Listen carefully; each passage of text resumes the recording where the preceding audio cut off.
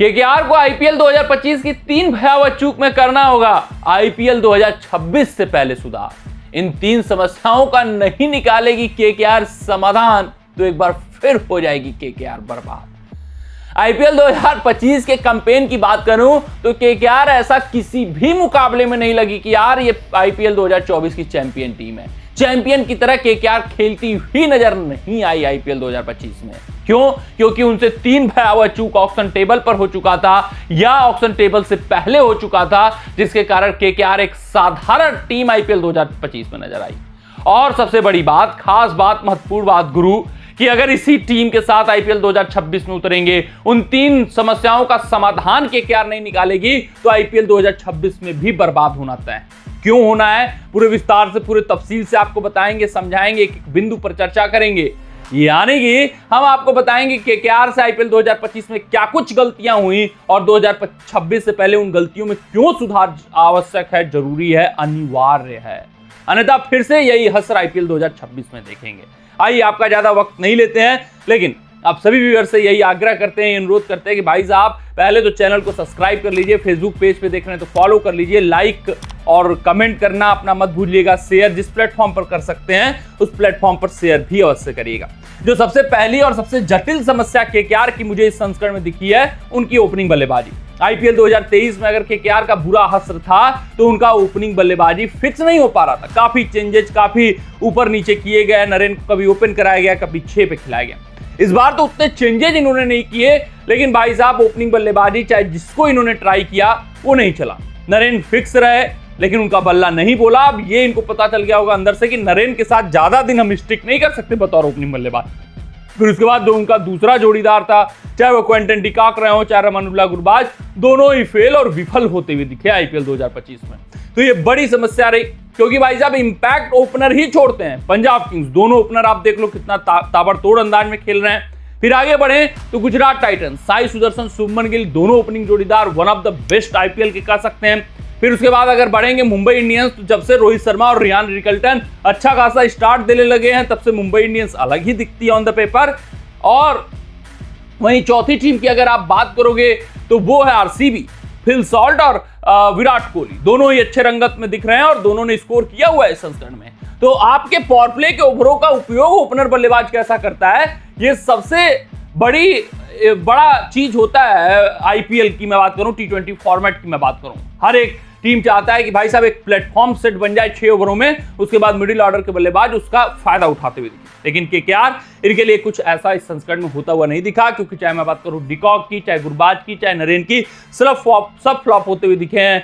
De Kock का बाहर जाना तय है, गुरबाज को भी इवन ये ड्रॉप कर सकते हैं और नए बेहतरीन सितारे के साथ ही आईपीएल 2026 में उतरेंगे। अगर इसका समाधान नहीं निकाला गया तो फिर वही जटिल समस्याएं 2026 में भी दिखेंगी। जो दूसरी बड़ी कमी है इस टीम की वो है कप्तानी। आप रहाड़े के साथ भविष्य नहीं बना सकते हो, ये खुद केकेआर खेमे को पता है। इनसे जो बड़ी चूक हुई है वो श्रेयस अय्यर जैसे भारतीय सितारे को छोड़कर हुई है। यार अभी तो उसने आपको चैंपियन बनाया था 2024 में। ऐसी क्या कुछ ईगोइस्टिक बातें हो गई, क्या कुछ टकरार हो गया, क्लैश हो गया कि आप श्रेयस अय्यर को रिटेन ना कर पाए।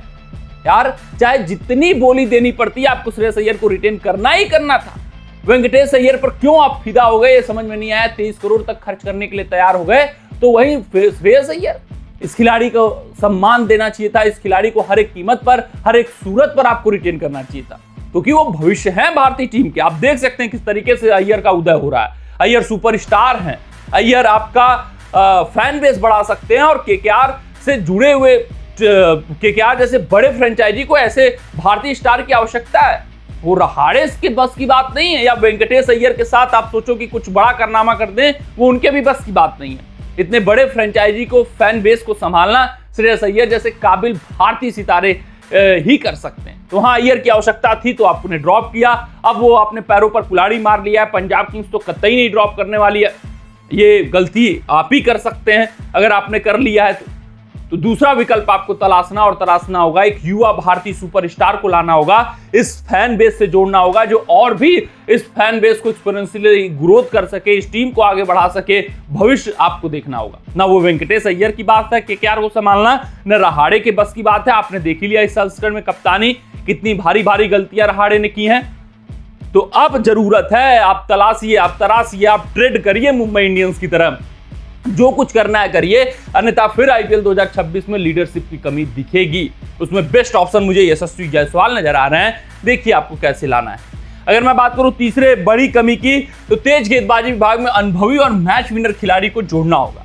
यार मिचेल स्टार्क जब थे आपकी टीम में तो इंपैक्ट छोड़ते थे, आपको प्लेऑफ मुकाबले जिता कर दिए, आपको फाइनल मुकाबला जिता कर दिया। ऐसे खिलाड़ी आवश्यक होते हैं, इनकी सिर्फ और सिर्फ 4 ओवरों की भूमिका नहीं होती है। जब युवा गेंदबाज दबाव में होता है, तब जब हाथ आपके कंधे पर रखते हैं, कुछ समझाते हैं, कुछ सुझाव देते हैं, तो वो बहुत इंपैक्ट छोड़ता है, वो कॉन्फिडेंस बूस्ट करता है उस युवा गेंदबाज की। और इस संस्करण में ऐसा गेंदबाज कोई दिखा ही नहीं। हर्षित राणा भी हुआ एक संस्करण में कुछ अजूबा कर गए, इसका मतलब ये नहीं कि निरंतर प्रदर्शन करेंगे।